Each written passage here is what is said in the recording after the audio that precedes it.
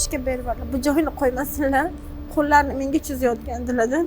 Onamlar yugurib pichoqni olib turdilar. Nima qilyapsiz? Meni farzandimga tegyapsizmi? Bu bolangiz qatori dedilar. Ayol qalbi sinib ketsa, ovozi chiqmaydi, lekin sukuti og'ir bo'ladi. Bolalarimni olib qo'yishdi. Bitta o'zim qolib ketdim-da. Korga betga ham kelib qolmagan, qanaqadir tanlandiki keldi. Bir haftacha mana shu So'braxtdagi vokzalda tunadik. Bugun shu sukutni buzishga haqqingiz bor. Bu Atirgul va biz boshladik. Qarz bo'lib qoldik. U meni bo'ynimda qolib ketdi, lekin hovli ko'tardik. Aslida ayol kishi to'lov qilish kerak emas, ayolni o'zi baxt. Odam sifatida ko'rilmagan. Bu necha yoshingizdan boshlangan? 13 yoshimda. 13 yoshingizdan. Qishloqda gaz bo'lmaydi-da. Hamma bitta uyda yotadi. Qarab turing, hozir sizlar uxlaysizlar. Kelib menga birinchi tegmoqchi bo'ladi dedim-da. Men shu narsaga mana toshib ketyapman-da.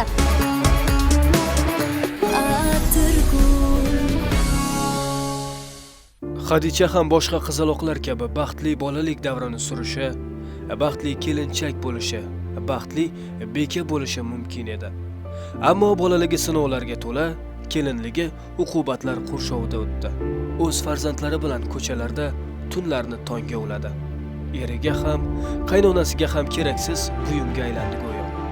Bugun u dilidagilarni Atirgulga to'kib solmoqchi.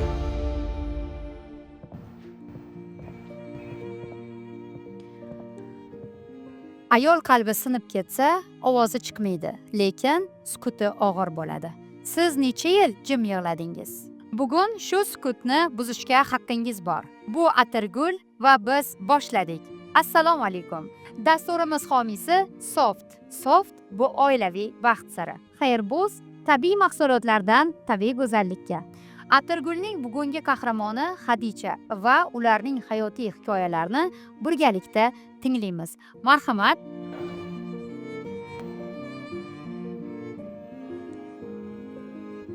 Bemalol o'tirib oling. Assalomu alaykum Xadicha, xush kelibsiz. Hozir siz bilan suhbatni boshlashimizdan oldin barcha ekspertlarimizni e'tiborini monitorga qaratamiz.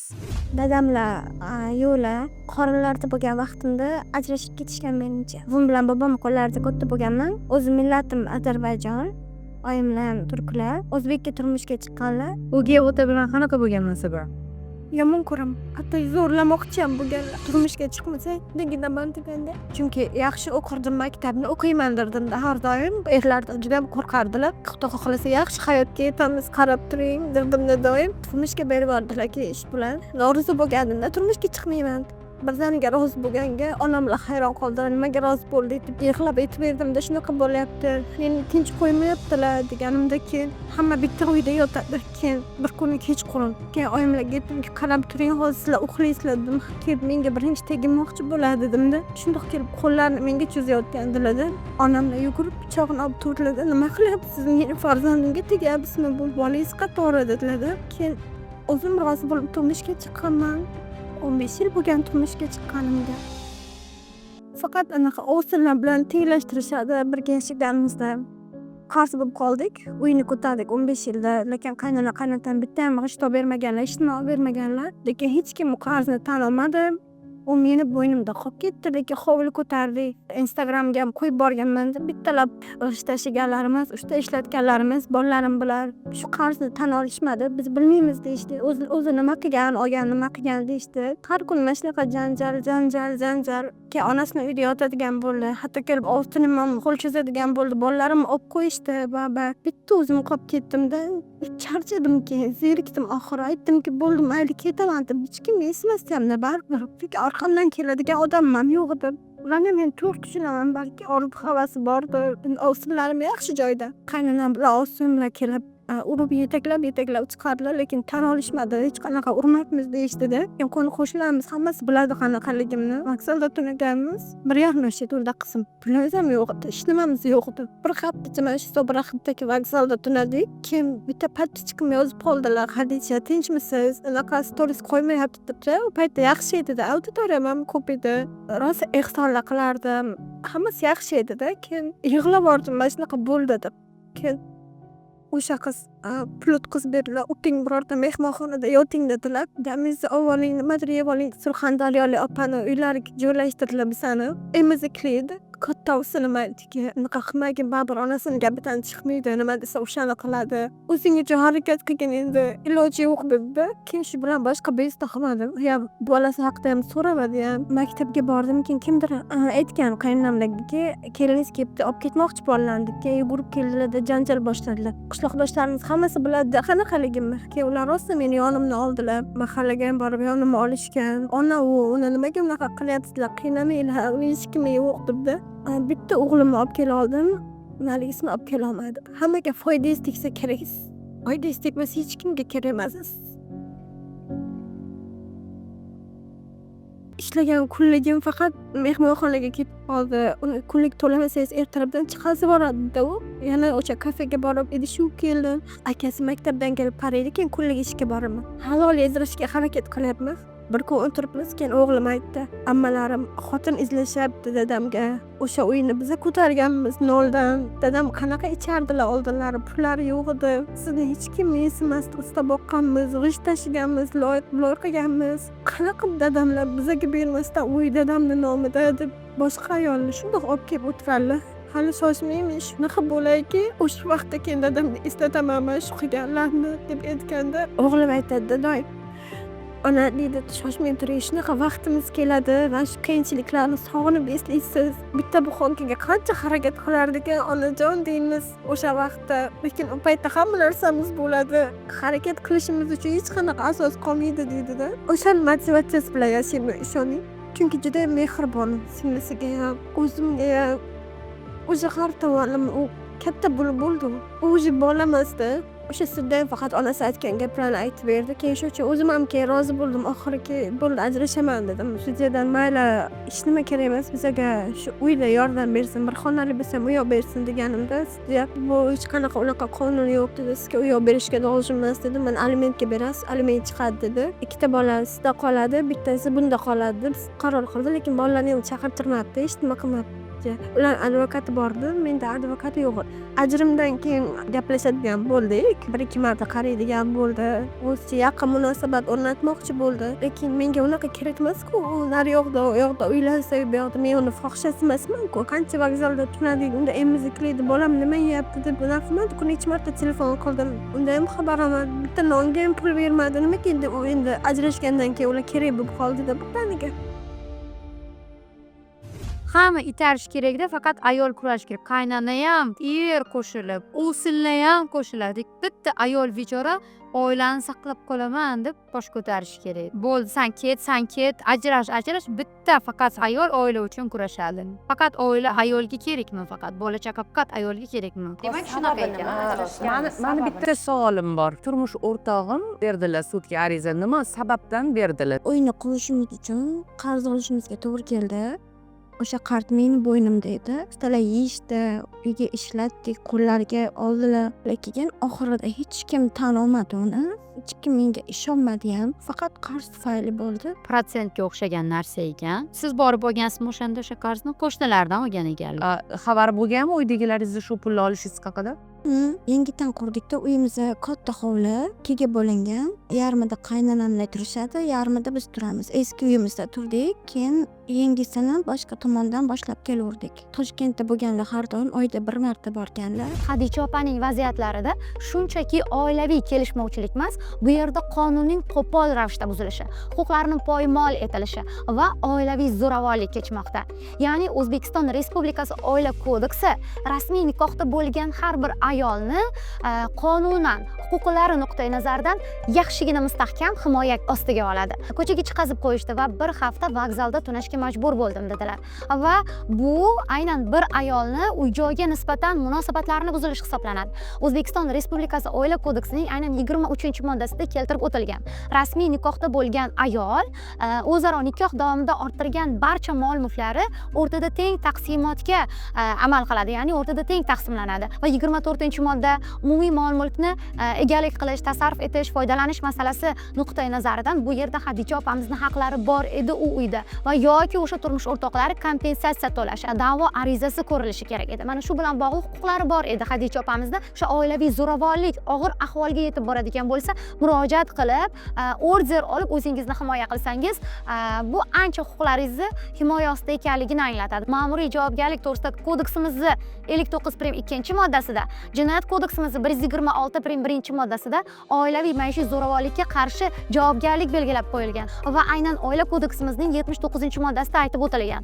Ota-onalik huquqidan mahrum qilish uchun asoslar bor u yerda 5 ta keltirilgan. Hadicha opamiz ushbu vaziyatda ota-onalik huquqidan mahrum qilinmaganlar, ya'ni onalik huquqidan mahrum qilinmaganlar. Ona farzandini ko'ra olmayapti, farzandini ko'ra olmaslik uchun hech qanday asos yo'q. Spirtli ichimliklarga, giyohvandlik vositalariga mukkasidan ketmaganlar, qanaqadir ruhan nosog'lom emaslar, bemalol farzandlari bilan ko'rishga huquqlari bor edi. Bundan tashqari oila kodeksida aynan ko'rsatib o'tilgan. Ya'ni farzand yaqin qarindoshlari, ota-onasi bilan ko'rishishi, ularning g'amxo'rligida, tarbiyasida bo'lishga nisbatan oila kodeksining 65-66-moddalarida asoslar mavjud. Sudda narigi tomonda advokat bor edi, ya'ni o'sha turmush o'rtoqlari tomonidan. Menda advokat yo'q edi deb aynan izoh beryaptilar. Va sudyaga uy-joy talab qilganimda, uy-joy bilan ta'minlash majburiyati yo'q dedi deb izohlab beryaptilar. Mana shu yerda eng katta ularning huquqlarini buzilishi bilan bog'liq ключевой nuqtada, ya'ni agarda Hadicha opada shu yerda advokat xizmati bo'lganda edi, advokat xizmati, ya'ni davlat hisobidan bepul yuridik yordam ko'rsatish huquqidan foydalanishlari mumkin edi, holatlari to'g'ri kelar edi Hadicha opani. Nega turmush o'rtog'ingiz nomiga kredit olmadi, siz nomingizga oldingiz? Tezroq bo'laylik deganimizda Balki bugun jamiyatimizda yuzlab, minglab ayollar shunaqa yashayapti va shunaqa xatolik qilyapti. Ayol kishi qadrini bilmagan joyda u ham o'zini vaqti bilan, umri bilan, sog'lig'i bilan, puli bilan to'lov qilsa ham qadr topmaydi. Bittagina ayolda qadr savoli hal qilinmasa. Aslida ayol kishi to'lov qilish kerak emas, ayolni o'zi baxt. Bola o'rtada qolyapti, bola keraksizlik hissi. Keraksizlik hissi ota-onani mehriga to'ymayapti. Kimdir menga nimadir qilib berish uchun men unga yaxshi ko'rinishim kerak. Bu yerda mana shu ayollik katta xatosi, mana sizda ham xatoyingiz bor. Haqiqatdan siz g'isht tashiganingizda, to'g'ri biz qadrlaymiz mehnatni, lekin siz g'isht tashiganingizda, ustiga qaraganingizda, uy quraman deganingizda, ana erkakga qaramagandirsiz, ko'nglini ololmagandirsiz. Qanchadir vaqt yashadingizmi o'sha uyda? bir qarzdorlar so'rab kelishuvdi, o'zing olgansan, o'zing to'lagin deyishdi. Tenglashtirish bo'lardi, ro'z hozir.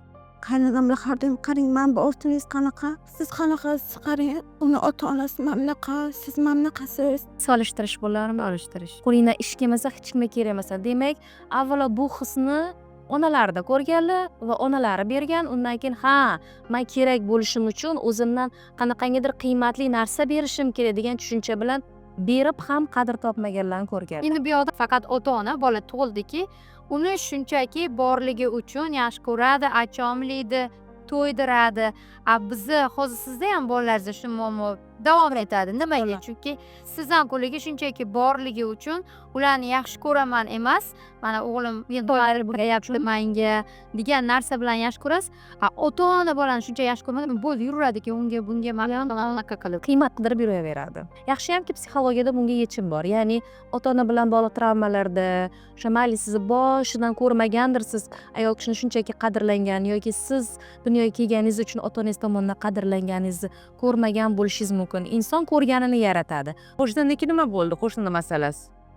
Ular sudga berishdi, lekin men 1 yil davomida 5 million turistdan topshirib kelganim uchun meni hozir ularga beradigan pulim yo'q, chunki uni men ortig'i bilan to'lab bo'lganman. O'sha farzandni tug'gunizcha oilaviy mojarolar bo'lmaganmi? Bo'lgan. Yomon vaziyatdan chiqib ketishim kerak ekan deb chiqib ketib, ko'chada ham qolib ketdim bir hafta dedilar-ku. Vokzalda yotibdilar. O'shanaqa muhit yaratilmaguncha yashayverganlar. Kredit olayotganingizda sizga qanaqadir pul kelib turgani uchun qanaqadir o'zingiz o'ylab oldingizmi o'sha kreditni? Kirim bo'lganmi o'sha paytda? Qilardim. nima savdo qilgansiz? Kiyim-kechak sotardim. Reklama olardim Instagramdan. Xalos yaxshi edi. Instagramga chiqishingizga, TikTokga chiqishingizga qaynona-qaynotalar norozilik bildirmaganmi? Bo'ldi.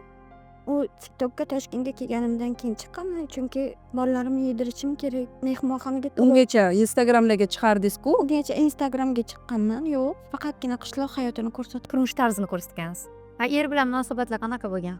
unaqa zo'r emas keladilar faqat bo'ldi. Zo'rlama. Tengti orqali bo'ldi, erga tegib olamiz, bo'ldi. Bola tosh kerak, bola tosh kerak. Bittasini to'laymi, ikkinchisini tosh kerak, ikkinchisini to'laymi, uchinchisini tosh kerak. O'ylash kerak. Balki men ertaga ko'chaga qolishim mumkin shu 3 ta bola bilan. O'sha. Masalan, men har doim ayollarga aytaman, o'zing boqa oladigan bolani tug'. Nechta bolani boqishga kuching yetadi, to'g'rimi? Ikkita sabab bor. Yana keraksizlik bilan kerak bo'lish uchun bola soni ko'paytirilgan. Turmush o'rtoqlari bilan yaxshi emasligi erkak kishida zo'ravonlikka uchragandilar. Bu joydan qochib u joyga tegildi. Ya'ni yomg'irda qochib do'lga tutildi deyilgandek-da. Bu yechim bo'lmaydi, lekin panoh bo'ladi, balki suyanch bo'ladi deganlar hayotlarida hech bir erkakni avvalo ota tashlab ketdi, undan keyin ikkinchi otadan zulm ko'rgandan keyin uchinchi erkak ham bularni ishonchni oqlamasligi tabiiy edi-da. Ssenariy bor. Ssenariy takrorlanyapti. Baribir ayol kishi yolg'iz bo'lmaydi. Turmushga chiqqaningizda o'zingizdagi ssenariy bo'lingizni qaytarishdan qo'rqmaysizmi? Turmushga chiqmayman shu uchun chiqib. Yagona yechim sizdagi salbiy dasturlar bilan ishlash. Bular bilan ishlamas ekansiz, siz hayotingizni go'zal qila olmaysiz, chunki u xotiralar sizga baxtli bo'lishga bermaydi. Qochish bilan ish bitmaydi. Siz baribir har kuni kundalik hayotda erkaklar bilan muomala qilasizda. Masalan, xuddi shu taksiga o'tirasiz, erkak, ishga borasiz, gazak boshliq. Birinchi bo'lib o'zini sevishdan boshlash kerak, ishlash kerak. Ikkinchi tarafni ham eshitish kerak, chunki 15 yil yashashgan kam emas. Qanaqa qilib farzandlar bilan xotinlardan birdaniga voz kecha oldi u odam. Bekorga emasdir. Buni ham baribir sababi bor-da, hamma narsani ham. Bizga imperiya sabablar, aytilmagan sababi ham bo'lishi mumkin. Siz kuchli Qurban, Hozir shunaqa bo'lib o'tiribsiz. Siz kuchli onani qizisiz. Yo'q, meni mensimadi. Xo'p, mensimadi. Nima bo'ldi mensimasa? Aynan ona o'sha joyda yechim qilib chiqib ketmaganini ko'rmagan-ku.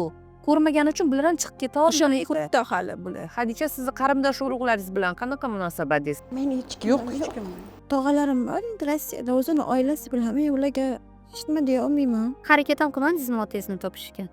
Bir marta harakat qildim. Telefonda gaplashdik. Ular oilalari bor ekan-ki, ular qo'yishmadi gaplashgani. Ular kelaman dedilar. Unda oilali edim. O'shanda xursand bo'lganman, kasal agar ortimda odam bo'ladi deb.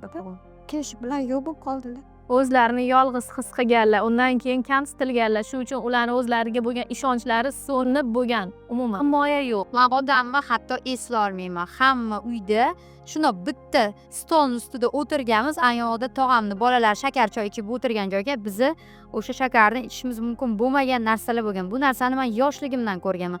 Lekin kimdir oldinga qarab harakat qilish kerak-ku. Nimadir bo'lib qolsa, onam hal qilib berishini bilganman. Bilgansiz. Bular faqat yolg'izlikni his qilyapti. Endi umuman erga tekkandan keyin ham o'sha hamma meni mensimaydi degan his hali ham bor. ovsinlar bilan solish Ishonch yo'q o'zlarida. ularda ota-onasi qo'llardi.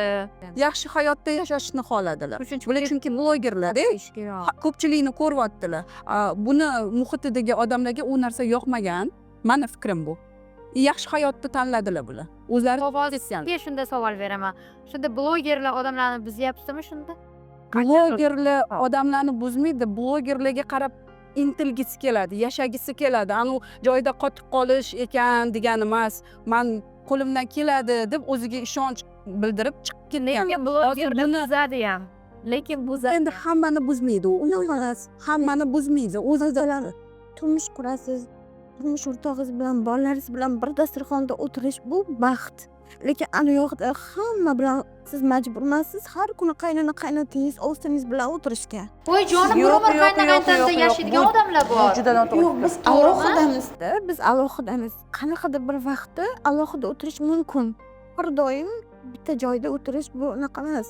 Inson bolalari uchun ham, ayoli uchun ham vaqt ajratishi kerak-da. Bular ham menga kerak. Ona bilan hech qachon bitta urovingda bo'lmaydi. U ona, u men ham o'g'il katta qilyapman. Masalan, mening ham orzu-havaslarim bor. Men hech qachon ularni rad qilmayman. Lekin ayolni ham ayol o'rnida qo'yish kerak-da. Bu ayolim, bu bolam bilan menga kerak masalan. Qayta o'rniz bo'lmagan joyga qayta urish Qadrini hech kim sizni hurmat qilmayapti. Hech kimga kerak emas. Siz nima qilasiz u joyda? To'g'ri. Qachongacha yashaysiz? Balkim to'g'ridir, bir tarafdan Hamma aytadi, ozgina sabr qilsang, qaynonang ham dunyoga Men bolalarni hozir qiynalish hozir missiya bo'ladi uyolish. endi harakat qilib o'zini hayotini qiladi. Bolalar sarson, meni ichim og'riyapti, meni kecha ko'rdim. Ana 2 yosh bola meni bolam tengida hozirgu real emotsiya.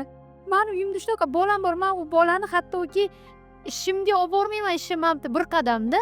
Sababi bola u hozir ota-onasini bag'rida issiqqina joyda o'tiradigan vaqt nima ahvol bu? Bolani qorni ochmi, to'qmi, kiyimi bormi, yo'qmi?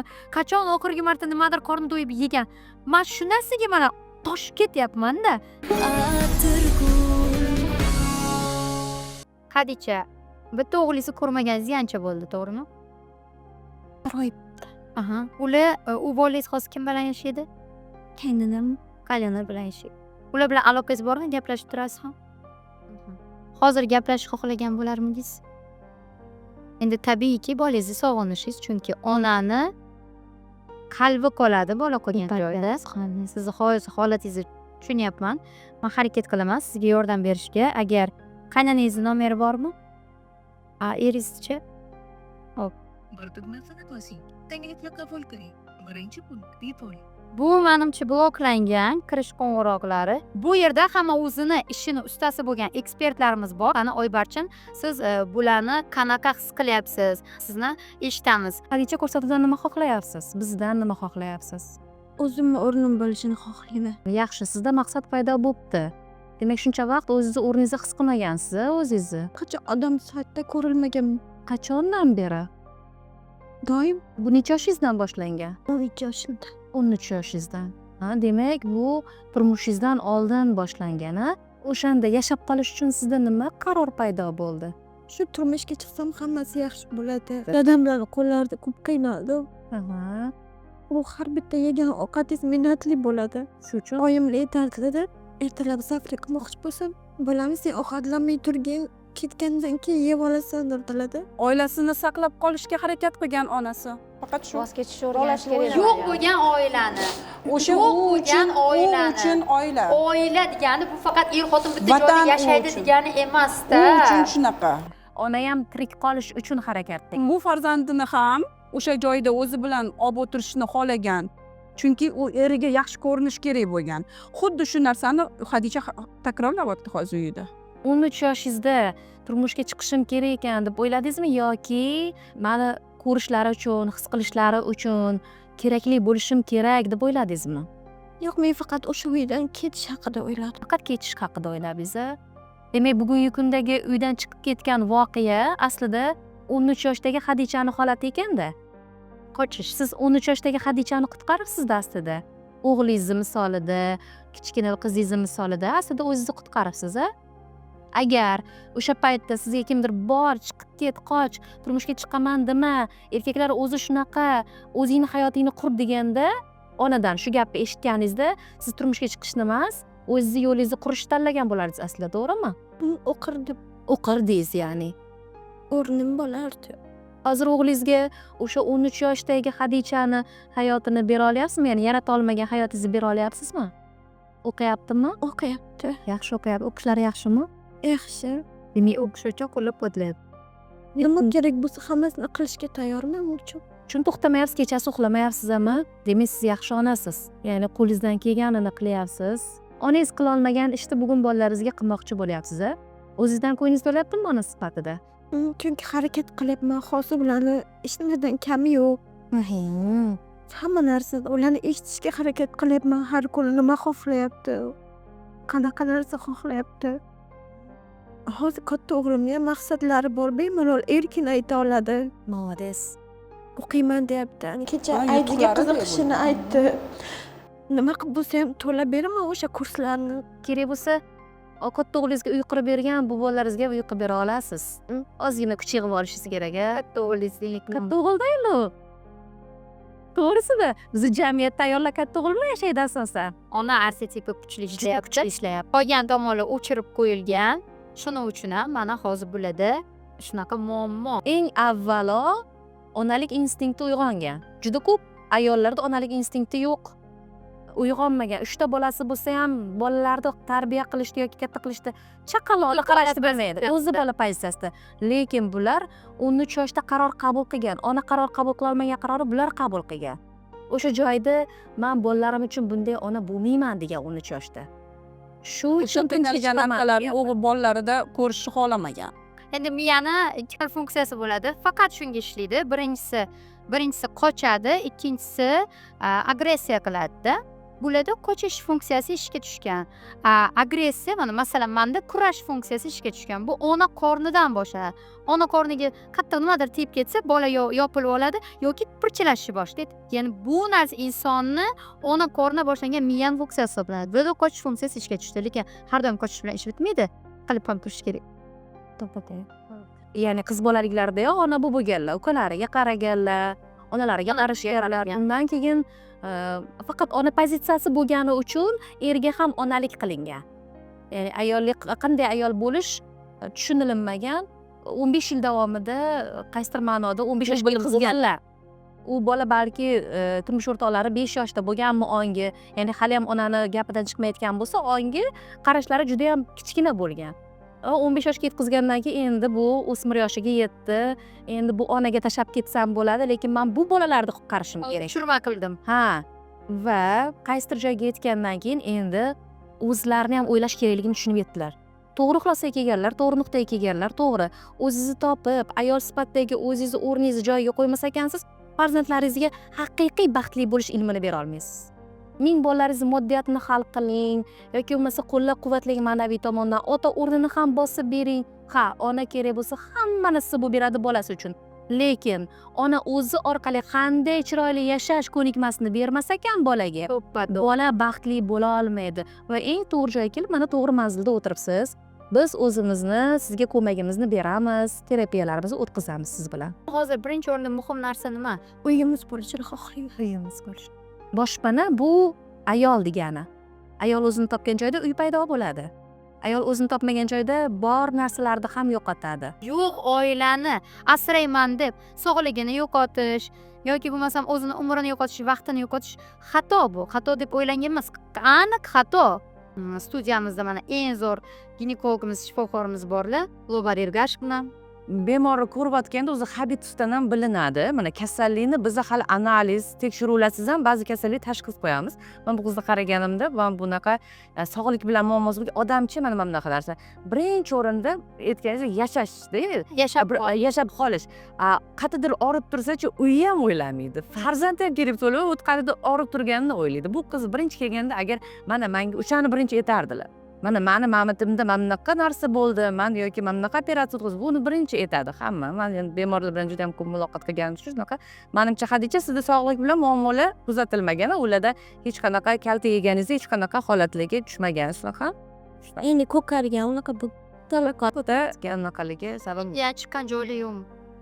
Erkak kishi qo'li qattiqmi urganda shuncha. Qattiq urmaganda. Hadicha, agarda sizga haqiqatda bizdan klinikamizdan qanaqa yordam kerak bo'ladigan bo'lsa, biz har qanaqa yordam ko'rsatishga tayyormiz. Qanaqadir tekshiruvlar, har bitta ayol har 6 oyda tekshiruvdan o'tib turish kerak. Biz klinikamiz tomonidan buni sizga taqdim qilamiz. Bemalol keyin ko'rsatuvdan keyin gaplashamiz. Kontaktlarimni beraman. Bemalol klinikamizning hamma xizmatlaridan foydalanishingiz mumkin. Endi meni umuman shifokorlikka doir bo'lmagan savollarim bor. Ya'ni bu suhbatni eshitib turib, biz ham onamiz, biz ham jamiyatda o'zimizni o'rnini topgan ayol sifatida meni bularga savolim borki va boyagi sifatga e'tirozlarim bor. Biroz chunki biz bu ko'rsatuvga yig'ilgan ekanmiz, nafaqat bu bitta ayolni taqdiri bilan ishlashimiz kerak, balkim bizani kuzatib turgan minglab ayollarimiz ko'rib, demak, bilmaymiz-ku, ikkinchi tomonni eshitmadik. U erkak tomonni ham, u qaynonani ham, u qaynotani ham, u balkim ovsinlarni ham o'zini bularga e'tirozlari bordir. Endi chiqib faqat bularni oqlab qo'ysak-ku, men qoralamoqchi emasman, lekin ikkinchi tomonni eshitmay, mana bitta so'zlari sal qoniqtirmagan joyi bo'ldi. Qaynona qaynota bilan yashash, oila qaynona qaynota bilan ham bitta jamoa, bitta oila juda chiroyli borayotgan. Kimdirlarning bu orzusi, ular bilan kelishish ham aslida kelisha olmaslik ham bizning ichimizdagi muammo. To'g'ri. Shunaqa oilalar bor, qaynona qaynotasi bilan shunaqa chiroyli yuradi. Mana siz kuzatayotgan blogerlar e'tiborsiz, blogerlarni ham u hammasi chiroyli hayot emas, u faqatgina chiroyli tomonni ko'rsatadi. Masalan, biz ham faqat uyimizda janjal bo'ladimi yoki qanaqadir uni ko'rsatmaymiz. Chunki odamlar o'z muammodan charchagan deymiz va chiroyli hayot ko'radi. Lekin uning orqasida borgan. Qarsak ikkita qo'ldan chiqadi. Har doim siz beravermaysiz. Sizni qaynotangiz ichib kelsin, og'izda turmaydigan gaplar bilan haqorat qilsa, masalan, buni orqasida odam yo'q, sen chidaysan. lekin man bu ovsingizga unaqa muomala qilmayapti, unaqa gaplar bo'lmayapti. Solishtirishmayapti oila. Yo'q, siz turmush o'rtog'ingizga tekkansiz. Mayli, uni haqoratini, unaqa gaplarni ko'tarishingiz mumkin, lekin qaynotani unaqa gaplar aytishi bu hech qanaqa islom dinida ham yo'q narsa, unaqa gap aytilishi. bitta narsa, siz kim orqangizda turishi emas, sizni orqangizda ota-onangiz bo'lmasa ham orqangizda qonun degan narsa bor. Sizni hozir Endi hamma hozir qonun bilan yurmaydi. yo'q, siz qonuningizni, huquqingizni bilmaganingiz uchun mana shu holatdasiz. Qanunda sizga haqorat qildim qaynotangiz, nega qonunni himoya qiluvchi organlarga murojaat qilmaysiz?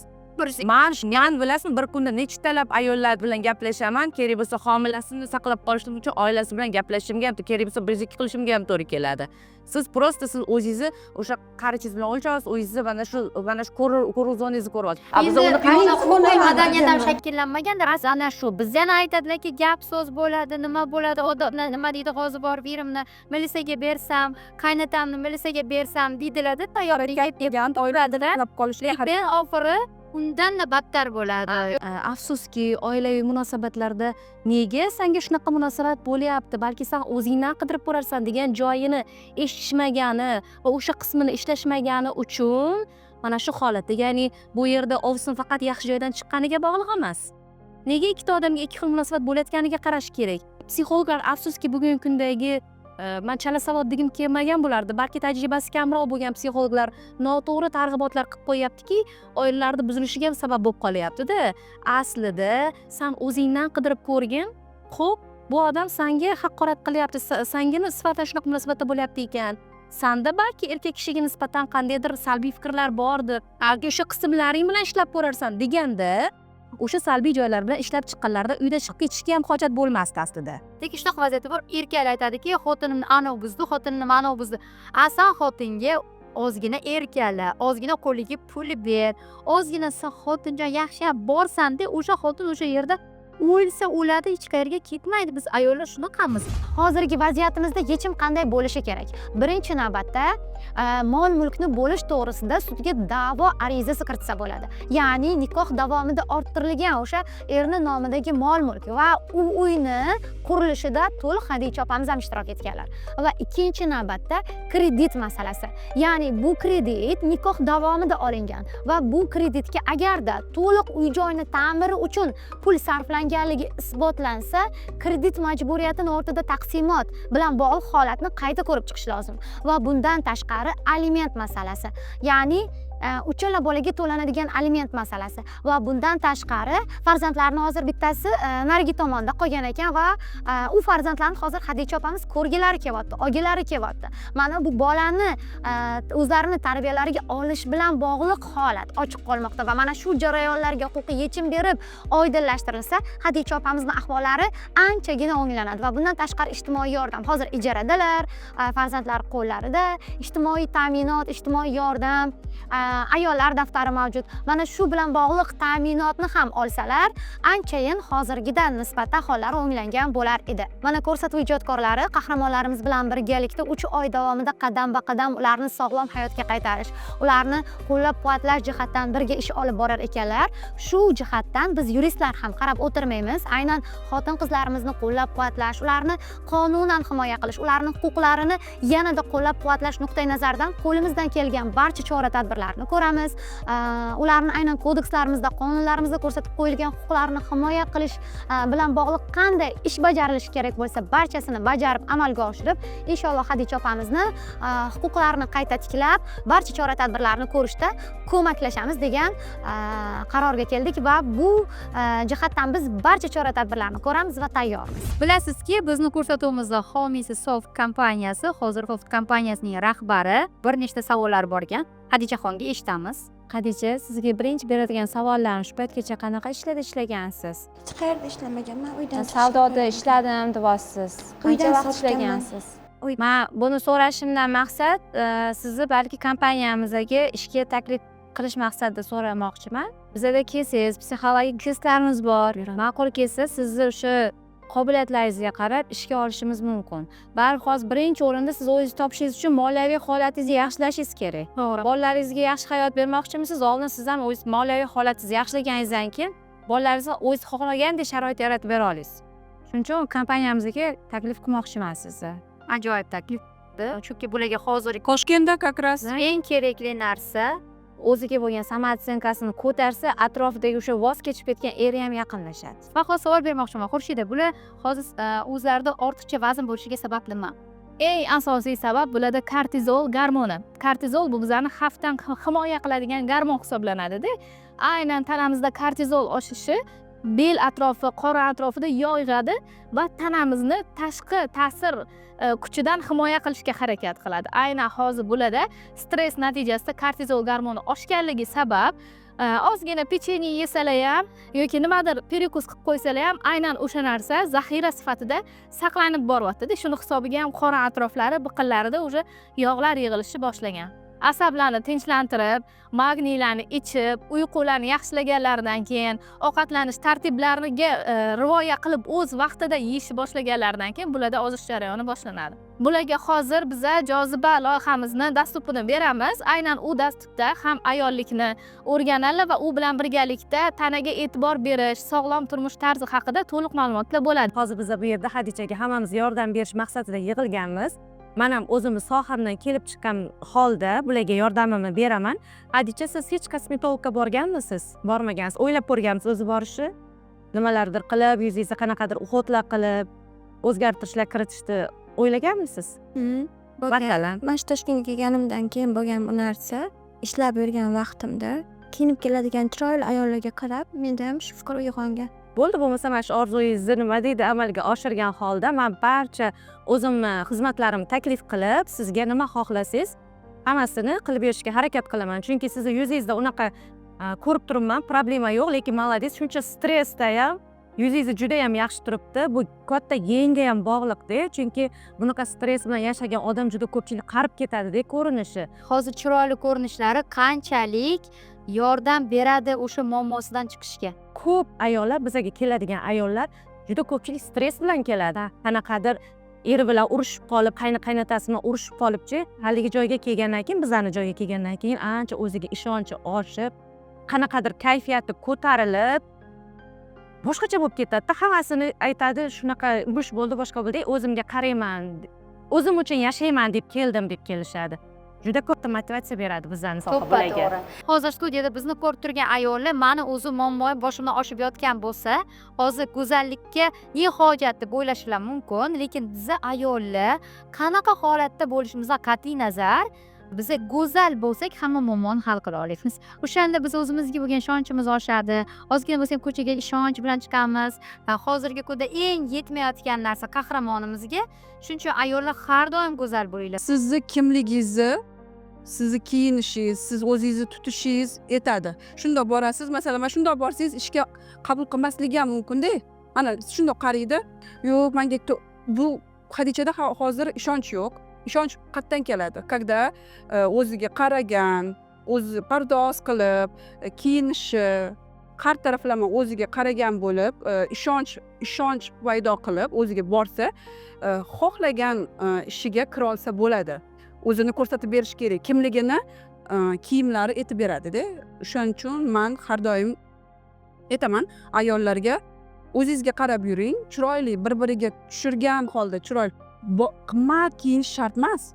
Bor kiyimingizni chiroyli qilib kiyib bilish kerak. To'g'ri, bu erkaklar uchun 10 ta muhim narsaning ichida 10-inchisi bo'lishi-ku, lekin ayollarning ichida hattoki aytadi-ku, qorning och bo'lmasa ham, lekin qorning och bo'lsa ham bo'yanib ol degandek, bizlar uchun eng muhim narsa hisoblanadi. Ana studiyamizda professional imij stilist Ayana o'tiribdilar.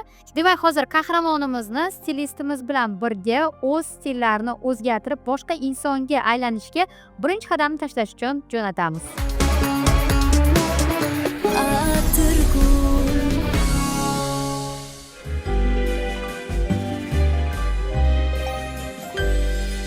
Jannatni bag'riga yashirgan gulim, do'zaxda dillari kuymas bulbulim, bolasin quchganda chekingan o'lim, dunyo nafas olgan havosan ayol, yolg'onlar to'qishar butun chiqasan, haq so'zdan goh bag'ri tutun chiqasan, jannatidan goho o'tin chiqasan, dunyo ichra o'zing dunyo san ayol ayol ayol ayol ayol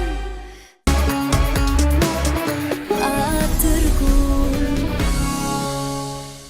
Endi esa eng ajoyib lahzalar qahramonimizni o'zgargan holatda studiyamizga taklif qilamiz.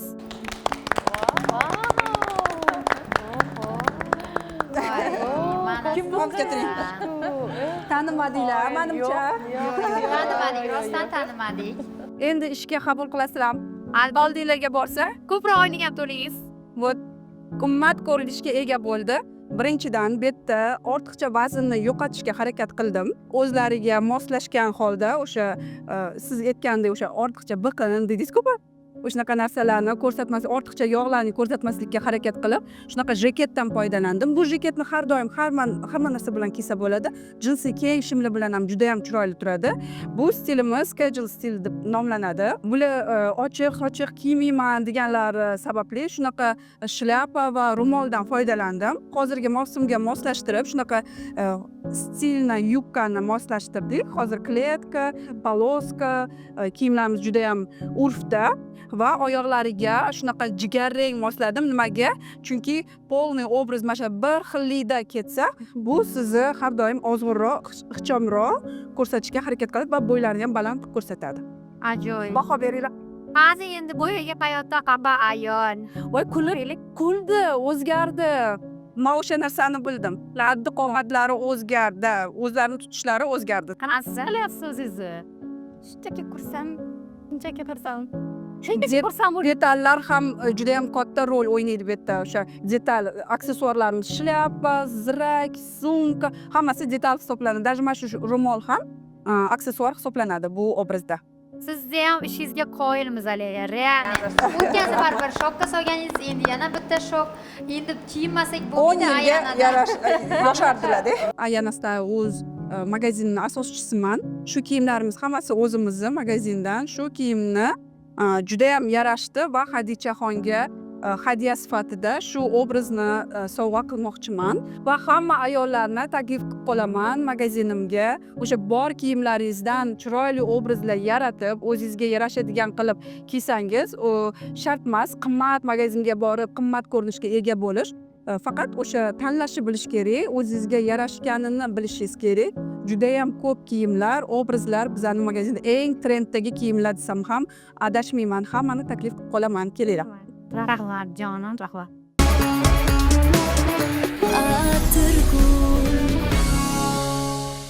Mana ko'rib turganinglardek, hozir mana Xadichani birdaniga o'zlariga ishonch oshdi. Sizlarga ham boshqacha inson bo'lib ko'rinyaptilar. Agar avvalgi Xadicha kelganida voy bechora, buni qo'lidan nima ham ish kelardi deb qaragan bo'lsak, hozirgi kunda voy shunaqa zo'r ayol ekanmi deb qaraymiz. Baribir tashqi ko'rinishingizga qarab o'zgaradi. Va Xadichaga bundan tashqari bizani bilasizlar, ko'rsatuvimizda homiylari bor. Ya'ni Soft kompaniyasidan bizani sovg'amiz bor. Hozir sovg'amizni topshiramiz va yana keyingi homiylarimizning ham sovg'alari bor. Demak, sizga mana shu sovg'ani hozir bermoqchiman. Bu juda ham ajoyib narsa aslida. Soft haqiqatdan oilani baxtli bo'lish uchun katta hissa qo'shadigan mahsulotni ishlab chiqarishgan. Faqat undan foydalanishni o'rganish kerak. Xo'p, buni sizga men hozir sovg'a qilaman. Xayr, bo'z tabiiy mahsulotlardan tabiiy go'zallikka. Endi esa bizni studiyamizda qatnashayotgan bir nechta klinikalarni egasi, ajoyib professional, malakali shifokorimiz Lobar Ergashevna qahramonimizga o'zlarini tilaklarini va sovg'alarini bermoqchilar. Xadichaxon, xudo xohlasa 3 oydan keyin juda ham katta o'zgarishlar bilan kutishga tayyormiz va bunga o'zimizni klinikamizni va o'zimni shaxsan o'zimni nomimdan har qanaqa sog'liklari bo'yicha qanaqa tekshiruvlar kerak bo'ladigan bo'lsa, klinikamizni hamma xizmatlarini bepulga taqdim qilamiz. O'zimga shaxsan o'zimga borib uchrashasiz va men o'zim sizni hamma tekshiruvdan o'tkazib, klinikamizni hamma sharoitlarini ko'rsatib, sizga sizni sog'lom va go'zal holda shu yerda birgalikda 3 oydan keyin ko'ramiz. Rahmat. Hamma narsa bo'lsa ham, lekin inson miyasi o'zgarmasa hech narsa o'zgarmaydi bu hayotda. Shuning uchun mana biz bormiz sizlarning hayotingizda. Va hozir bizning studiyamizda malakali psixologimiz Oybarchin bular bilan gaplashib, o'zlarining hayotini o'zgartirishlari uchun kerakli bo'lgan imkoniyatlarni va yordamlarni sovg'a qiladilar. Xadicha, sizni hozirgi avvalo yangi obrazingiz o'zingizga yoqyaptimi? Noqulaylik tug'dirmayaptimi? ozgina xuddi shunaqa biz eski hayot tarzidan yangi hayotga o'tayotganimizda biroz noqulaylik bo'ladi, lekin ongostiz tushunishi, ko'nikma hosil qilishi uchun 1 oydan 3 oygacha vaqt talab qilinadi. Sizga aynan mana shunday ko'mak va terapevtik yordam beradigan mani o'z hayotni sehrgari, ya'ni o'ziga psixolog bo'lish bilimlarim bor, kursim bor. Mana shu kursni sizga sovg'a qilaman. Men ishonaman, bu kurs darsliklarini chuqur o'zlashtirganingizda siz o'z hayotingiz sehrgariga aylanasiz va hayotingizni istagan ko'rinishga olib kela olasiz.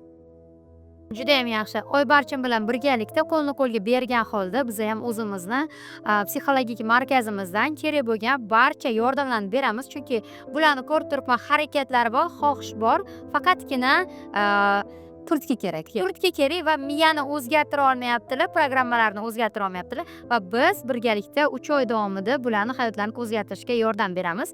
Men ham sizni o'z markazimda hayotingizni o'zgartirishga yordam beradigan xizmatlarimni taklif qilaman. Albatta, bu bilan birga biz to'xtab qolmaymiz va barcha hozirgi kunda og'ir holatda o'tirgan ayollarga aytmoqchiman, siz yolg'iz emassiz. Sizni yoningizda sizni qo'llab-quvvatlaydigan ayollar har doim bor. Tushkunlikka tushishdan, biror bir noto'g'ri qarorlar qabul qilishdan oldin o'ylab ko'ring, balki bu sizni hayotingizdagi o'zgartirish uchun oxirgi qiyinchilik va birinchi qadam bo'lishi mumkin. Qahramonimizda yosh bolalar bor. Hozirgi kunda og'ir ahvolda qiynalmasliklari uchun bizga hamkorimiz Mittivoy bolalar do'koni ularning farzandlariga issiq kiyimlar sovg'a qildilar. Hozir bu sovg'alarni biz sizga topshiramiz. Bu hali hammasi emas. Sovg'alarning hali davomi ham bor. Chunki bolajonlar nima bo'lishidan qat'iy nazar yaxshi sharoitda bo'lishi kerak. Ayol degani o'zini unutish degani emas. Siz kim edingiz? Orzularingiz qanaqa edi? O'sha ayol qayerda qoldi? Bizga murojaat qiling. Buni birga tiklaymiz. Atirgulda ko'rishguncha.